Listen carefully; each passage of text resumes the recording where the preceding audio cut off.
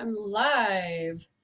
I am Genevieve Morrone coming to you from Genevieve Morrone Yoga and Fitness Coaching. And in today's live, I really want to connect with you on the importance of self-care and really knowing that you are worth it. And taking care of yourself should be first and foremost. Kind of like that analogy in the airplanes where you put your own oxygen on before you go to put on anyone else's or to help anyone else. It's the same sort of thing. You need to fill your cup and make sure you're at your 100% capacity before you can go out into the world and give your 100% to other people, other things, other tasks that may be dependent and relying on you. So if you're feeling depleted, if you're feeling exhausted, if you're feeling drained, unhappy, unmotivated, these are all signs that you need to give yourself some time for self-care and really set aside that time, invest in that time just by adding in a few simple little things each day. I know I used to struggle with this. I'm a giver, and I always was putting other people ahead of myself. I'd say yes to everybody. I would go to any extent and put the time and effort into everyone else. And then by the end of the day, I'm completely exhausted and I just had nothing to give for myself. So I really want to stress that importance throughout today's talk and go through in what areas of life we should find our balance and time for self-care. And then stay tuned to the end and I'll give you a few tips on quick ways that or quick ideas that you can incorporate into your day. Just something small, even if you're giving yourself 5 minutes to yourself a day, it can make all the difference in how you relate to yourself and how you show up in the world. So it really is the key to living a happy and satisfied life, really, when you are taking care of your needs first. Only you know what you need on a deeper level. And if you're taking care of those needs and just giving yourself the space, then, like I said, you'll be able to show up at maximal force for whatever is thrown your way. So it's a great way to connect with yourself and really develop those deep roots and relationships within yourself so that you can exuberate that to the outside world.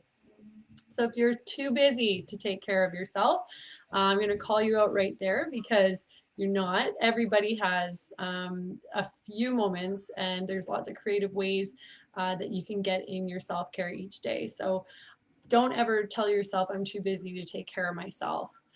Okay. So let's just talk about firstly, self-care is not selfish.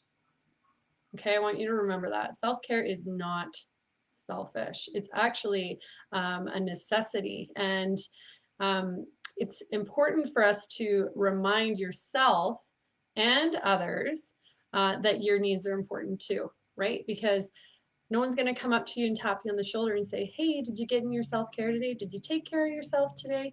That's up to you. That's part of your own responsibility of taking care of your health and wellness. So make sure you're setting aside that time just like you would for anyone else, kids, family, work, co-workers, assignments, courses, tasks, school, whatever it is that's really pulling at your time. And that kind of leads me into talking about what a healthy work-life balance can look like. Overworking, overscheduling, or workaholism, if you will, is actually not healthy. We think the more productive we can be, the better that we are, and we're recognized more. But at what extent are you giving yourself or taking yourself to that extent? And it's actually accompanying with stress and extra fatigue, which is raising your cortisol levels in your body, creating to higher stress levels, the unhealthy kind of stress levels. There are healthy stress levels as well, especially, if you need that push and you're working towards a deadline, those types of stress releases can really help to make sure we're getting things done and can give you that motivation and push you need just to get to the finish line. But if you're working in that mode, it's like your body is on overdrive all the time. And over time, that will definitely lead to burnout. So if you're not taking time out, even throughout your workday, whether that's at home or if you're back in the office, then you might find that you're burning out quicker, and then that's going to make you less productive in the long run. So really take the time out to take some stretch breaks, take some breathing breaks, even if it's just a couple minutes, not even 1 minute, and just breathe for a minute. Get up, stretch it out, and just reset the mind and the body. Okay. Um, Overworking also can lead to more longer term effects such as anxiety or depression because, like I said, we're working in that overdrive response all the time. We need time to step back and find that balance that will help keep us a great worker and always laser focused. Okay. So some ideas at work, I mentioned a couple, taking screen breaks. So get out for a walk on a lunch break, maybe take your meetings out for walks. Take a moment and make a phone call to a family member or friend just for a couple moments and just to reset, get yourself in that energizing, rejuvenating type of mindset with connecting to people that are very meaningful in your life. Setting professional boundaries. This is a big one. You don't have to say yes to everyone. And oh, I struggled with this so much. Sometimes I do still catch myself. It is okay to say no. You don't have to take on everything, and don't pretend like you can, because at the end of the day, it will be it will show that you're breaking down if you're trying to do it all and burn the candle at both ends. Avoid overextending. So stay true to your work hours. If you work 8 to 4, then that's your work hour window. Try not to stay late or come in early to catch up on loose ends, and that will only add to that feeling of overwhelm, exhaustion, and it's depleting your gas tank. So rather than being at 100%, you might actually only be functioning at around 40-50% for the day or even by the end of the week. So by taking little breaks and by just abiding by a few little simple strategies that can help fill your cup throughout the day, you're really ensuring that you're going to stay motivated, you're going to stay focused and sharp, which in the end is going to leave you more productive at the tasks at hand and happier doing it as well, because you're not trying to drive through resistance of not wanting to or not feeling like it. So along with that goes some stress management. And like I said, a little dose of stress, sometimes that's a good thing, but that overwhelming constant stress can lead to anxiety. It can lead to adverse effects on your mental and physical health. If we're sitting in one spot all day long, we're not taking breaks, you're going to start seizing up, you're going to start feeling it in your hips, your lower back, your energy levels are just going to naturally drop. So taking those moments to bring up those levels and rejuvenate. So a few things such as eating healthy, connecting with people, right? Relationships, practicing meditation can cut down the toxic effects of stress and overwhelm. So just incorporating tiny little things throughout the day. And if we're improving your mood through things that really speak to you and things that you really enjoy, then you're going to be boosting your energy and your confidence throughout your day and your life. So through that, if we're filling our cup first, then we're really going to start living, right? Remember I said earlier that really making self-care a priority for you is going to make you happier in the long run, and it will really allow you to start seeing life for what it is and to appreciate life for what it is, rather than just going through that day in and day out merely existing, moving from task to task like a zombie. So you can really unravel the joyfulness in life if you're giving yourself that attention and time that it so needs. And you know what things fill your cup. So don't rely on other people to do it for you. Don't expect other people to mention it or to remind you, because like I said, this is your responsibility to, as part of your health and well-being, is to give yourself that time to rejuvenate and uplift yourself. Okay, so we have a ton of responsibilities, and it's just like, it's like, you know, simple things like sitting back on the porch, enjoying a cup of tea for 5 or 10 minutes in the middle of the day or first thing in the morning, and just use your senses. Look around. What do you see? What do you hear?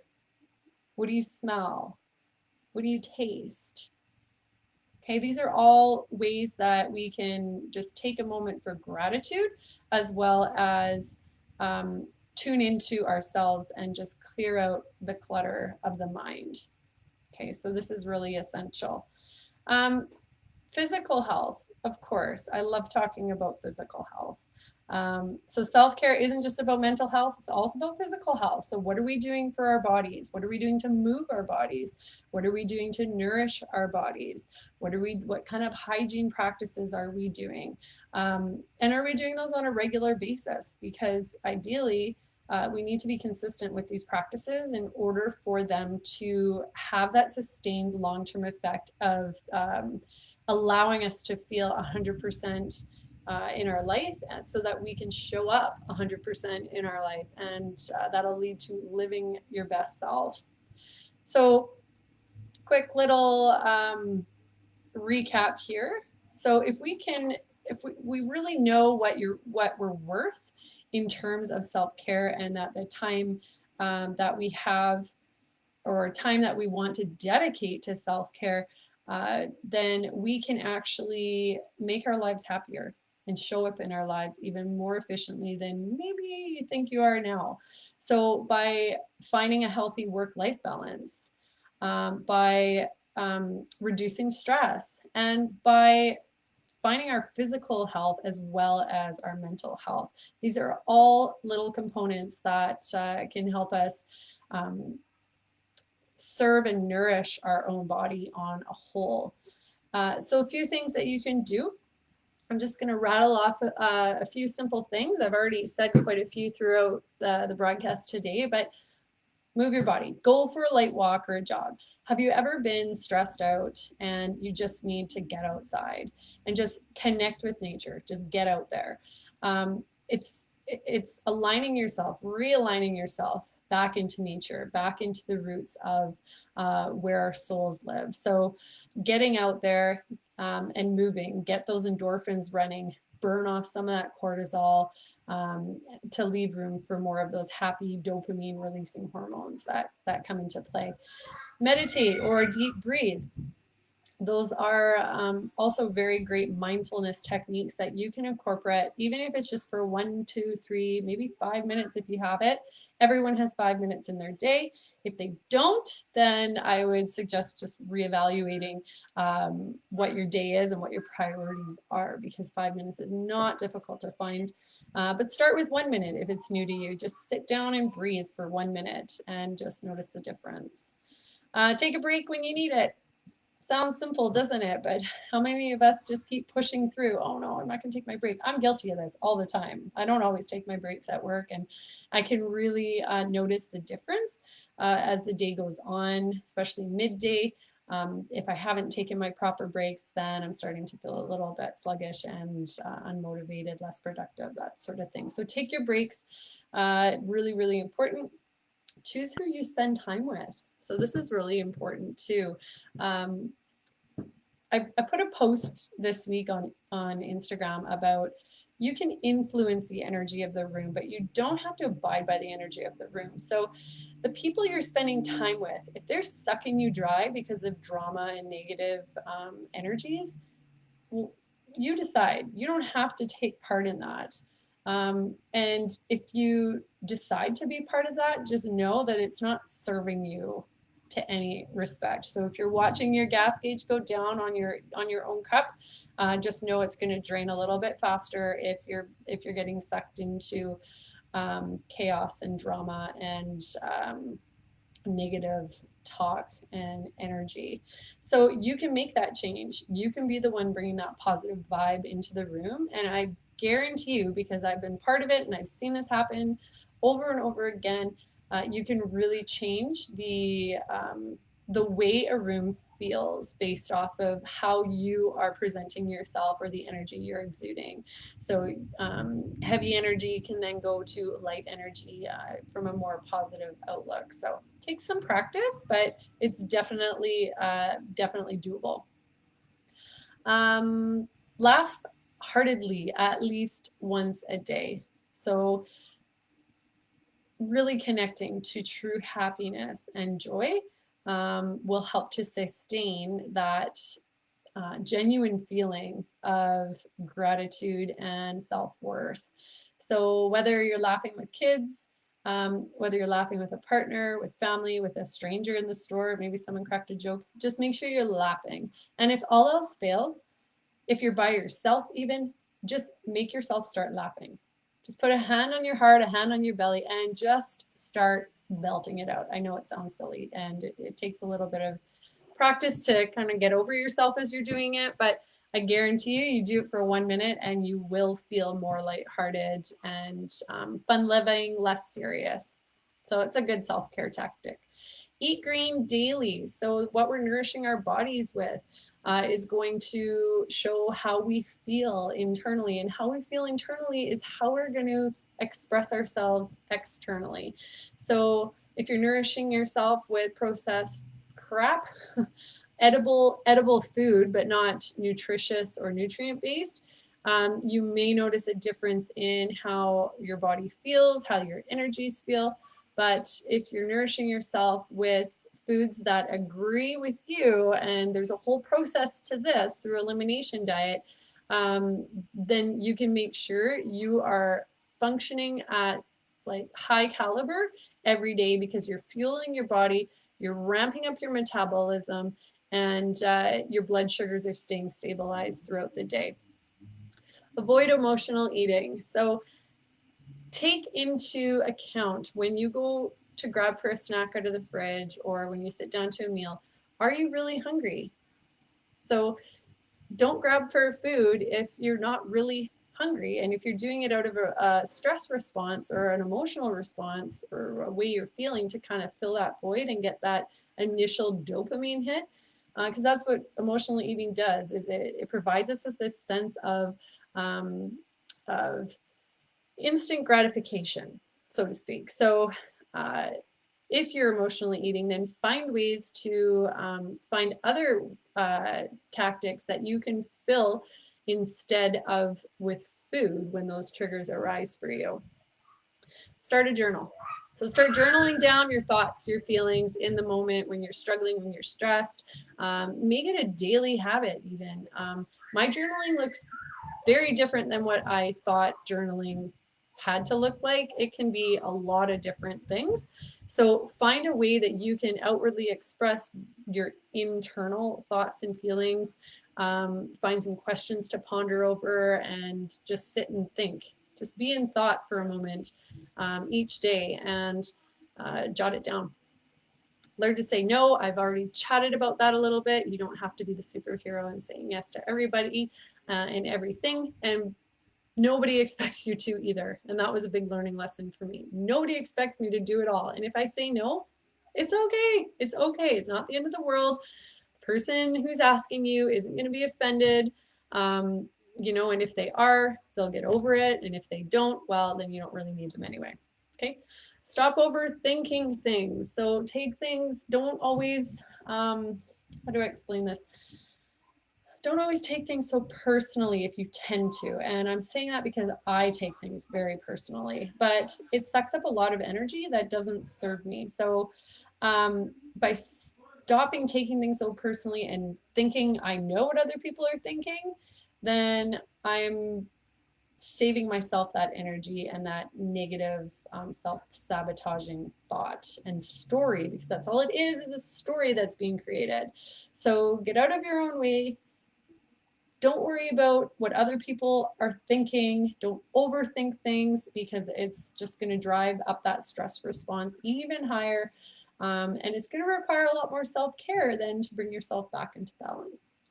So, that's a lot of tips. Now, if you enjoyed that and got some value out of it, please comment below. I'd like to hear what your favorite self-care tactics are, or which ones you feel like you need to incorporate into your life.